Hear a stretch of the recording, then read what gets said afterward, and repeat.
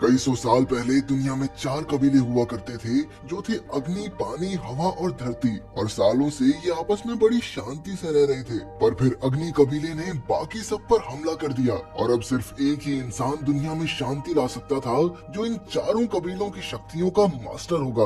उसे वो सब लोग अवतार कहते थे। अवतार के गायब होने के 100 साल बाद साउदर्न वाटर विलेज में दो भाई बहन सोका और कटारा खाने की तलाश में थे। उनके माता पिता की मौत अग्नि कबीले से लड़ते हुए हुई थी। खाना खाते वक्त उन्हें बर्फ के नीचे एक अजीब सी रोशनी दिखी। कटारा ने बर्फ तोड़कर उसे निकालने की कोशिश की पर उसकी इस हरकत से बर्फ में बड़ी बड़ी दरारें पड़ गई और नीचे से एक बहुत बड़ा बर्फ का गोला बाहर निकला। कटारा ने पास जाकर उस बर्फ के गोले को तोड़ना शुरू किया पर एकदम से उस गोले में से रोशनी निकलने लगी। रोशनी के खत्म होने के बाद दोनों ने पास जाकर देखने का फैसला किया। पास जाकर उन्होंने देखा कि एक छोटा गंजा बच्चा वहाँ एक बहुत बड़े जानवर के साथ पड़ा हुआ था। इसके बाद वो दोनों उसे अपने साथ अपने गांव ले गए, जहां कटारा ने उस लड़के के शरीर पर कई टैटूज देखे और उससे बर्फ में फंसने की वजह पूछी, जिस पर उस लड़के ने बताया कि वो अपने जानवर के साथ टहलने निकला था और एक खतरनाक तूफान की वजह से वो लेक में फंस गया। तभी सोका उन बच्चों को लेकर टेंट में पहुंचा जो अग्नि कबीले के लोगों से बच रहे थे, क्योंकि वो लोग उनके गाँव में घुसकर तबाही मचा रहे थे। असल में वो उस रोशनी को ढूंढ रहे थे जो उस बर्फ के गोले से निकली थी। इसके बाद अग्नि कबीले के लीडर ज़ूको ने सभी बूढ़े व्यक्तियों को बाहर लाने को कहा, जिनमें सोको और कटारा के दादा दादी भी थे। इससे पहले कटारा उन पर हमला करती सोको ने उसे रोक लिया। उधर एक सैनिक उस टेंट में गया जहां वो गंजा लड़का भी बैठा था। उसे उसके कपड़े और शरीर पर बने टैटूज को देखकर शक हुआ और वो उसे सीधा ज़ूको के पास ले आया। उस लड़के ने अपने बदले में बाकी सबको छोड़ने को कहा, जिस पर ज़ूको तुरंत मान गया और वो उसे लेकर वहाँ से चले गए। सोका और कटारा भी ये सब देख रहे थे, लेकिन वो इस बारे में क्या ही करते। अचानक उन्हें बाहर कुछ बच्चों के चिल्लाने की आवाज आई जो उस बहुत बड़े दिव्य जानवर के पैरों को पकड़कर हवा में झूल रहे थे। इसके बाद उन्हें बाइसन का इस्तेमाल करके उस लड़के की मदद करने का आइडिया आया। वो इसकी इजाजत लेने के लिए अपनी दादी के पास गए, जिन्होंने उन्हें अवतार के बारे में कई बातें बताई। इससे उन्हें ये भी समझ में आया कि अग्नि कबीले के लोग आखिर उस लड़के के पीछे क्यों पड़े थे। उधर जहाज पर ज़ूको के अंकल लोआ ने उस बच्चे के अवतार होने के कई टेस्ट लिए और ये साबित हो गया कि वो सच कह रहा है, क्योंकि वो आग, पानी और पत्थर तीनों को काबू कर सकता था। ये पता लगने के बाद कि वो लड़का अवतार है, लोआ उसके साथ बड़ी इज्जत से पेश आने लगा। लेकिन ज़ूका ने बड़े बेकार तरीके से कहा कि उसे अग्नि कबीले का हिस्सा बन जाना चाहिए, जिस पर अवतार ने मना कर दिया और मौका मिलते ही वहाँ से भाग गया। उन्होंने उसे रोकने की पूरी कोशिश की लेकिन रोक नहीं पाए। वहाँ से भागकर वो सीधा सोका और कटारा के पास पहुँचा। इसके बाद वो उन दोनों को अपने गाँव में लेकर गया जो एक पहाड़ की चोटी पर बना हुआ था। उसके गांव के सभी लोग हवा पर काबू कर सकते थे। वहां पहुंचकर उसने सोका और कटारा को बताया कि उसका नाम एंग है और उसके उड़ने वाले बैल का नाम है अप्पा। एंग को अभी तक एहसास नहीं हुआ था कि अग्नि कबीले ने उसके गांव पर हमला करके सबको मार दिया था। वो बार बार अपने दोस्त को बुलाने की कोशिश कर रहा था। कुछ देर बाद कटारा ने एंग को अग्नि कबीले के हमले के बारे में बताया, जो उन्होंने सिर्फ इसलिए किया था क्योंकि वो जानते थे कि अगला अवतार हवा पर काबू करने वाले कबीले से ही निकलेगा। तभी एंग को अपने जिगरी दोस्त का नेकलेस मिला जो अब कंकाल बन चुका था। एंग समझ गया कि अब हवा को काबू करने वाला वो आखिरी एयर बेंडर बचा है। उसके परिवार और पूरे कबीले की हत्या सिर्फ इसलिए कर दी गई क्योंकि वो वहाँ पैदा हुआ था। उसका मन बहुत सारी भावनाओं से भर गया और तभी अपने दिमाग में वो ड्रैगन स्पिरिट से पहली बार मिला। उधर जहाज पर अग्नि कबीले के कमांडर जाओ ने ज़ूको और लोआ को डिनर पर बुलाया। जाओ ने सबके सामने ज़ूको को कमजोर बताकर उसका मजाक उड़ाया और कहा कि वो अपने बाप का बेटा कहलाने लायक तभी बनेगा अगर वो अवतार को पकड़ कर ले आए। ज़ूको इस बात से बहुत गुस्सा हुआ और उठकर वहाँ से चला गया, लेकिन जाने से पहले उसने जाओ को वादा किया कि वो अवतार को सबसे पहले पकड़ेगा। असल में ज़ूको के पिता ही अग्नि कबीले के राजा हैं। उधर रास्ते में चलते हुए एंग, सोका और कटारा के पास एक लड़की भागते हुए आई, जिसके पीछे अग्नि कबीले के सिपाही पड़े हुए थे। अपनी पहचान छुपाने के लिए एंग ने अपने सर को ढक लिया। कटारा ने उनका मुकाबला करने की कोशिश तो की, पर उसका अपनी शक्तियों पर पूरी तरह काबू नहीं था, इसलिए उसने गलती से अपने भाई सोका को ही जमा दिया। अंत में उन सभी को कैदी बनाकर धरती कबीले के गांव में लेकर गए। वहां जाकर उन्होंने देखा कि धरती कबीले के लोगों से जबरदस्ती दिन रात मजदूरी करवाई पाई जाती। ये सब देखकर एंग को बहुत बुरा लगा और उसने उन्हें आजाद करने के लिए सबको एकजुट करने की कोशिश की।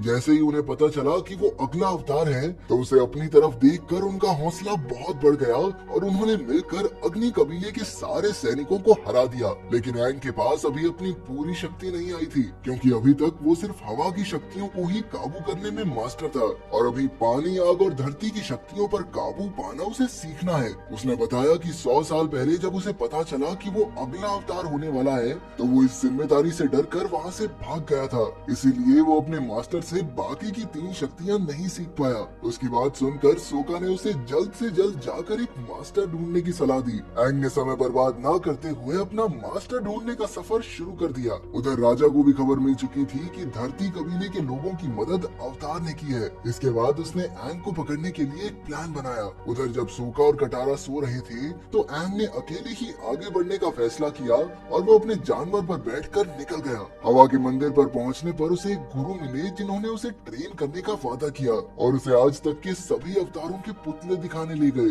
जब एंग अपने पूर्वजों के पुतले देख रहा था तो उस गुरु ने उससे माफी मांगी, क्योंकि उसने धोखे से एंग को कमांडर जाओ के जाल में फंसा दिया था। एंग को एक कमरे में ले जाकर चेन से बांध दिया गया। एंग ने बंधे हुए अपने मन में ड्रैगन स्पिरिट से बात करने की कोशिश की, जिसने एंग को बताया कि उसे नॉर्थ में पानी कबीले के महल में जाना होगा, क्योंकि वहीं पर वो अपनी पानी की शक्तियों पर काबू पाना सीख सकता है। आंखें खोलने पर जाओ उसके सामने खड़ा था। जाओ ये देखकर हैरान था कि अवतार एक बच्चा है, क्योंकि उसके हिसाब से तो उसकी उम्र 100 साल से ऊपर होनी चाहिए थी। इसके बाद जाओ ने सबके सामने जाकर ये कहा कि उन्हें अवतार से डरने की कोई जरूरत नहीं है, क्योंकि वो अभी एक छोटा बच्चा है। जाओ की स्पीच के दौरान एक आदमी मुंह पर मास्क पहनकर बिल्डिंग के अंदर घुस गया और एक एक करके सभी सैनिकों को ठिकाने लगाकर वो एंग को आजाद करने पहुंच गया। पर तभी जाओ ने उसे देखा और सभी सैनिकों को उसे पकड़ने का ऑर्डर दे दिया। अपनी जान को खतरे में देखकर उसने एंग को ही मारने की धमकी दे डाली, जिसके बाद अवतार की जान बचाए रखने के लिए सभी सैनिक पीछे हट गए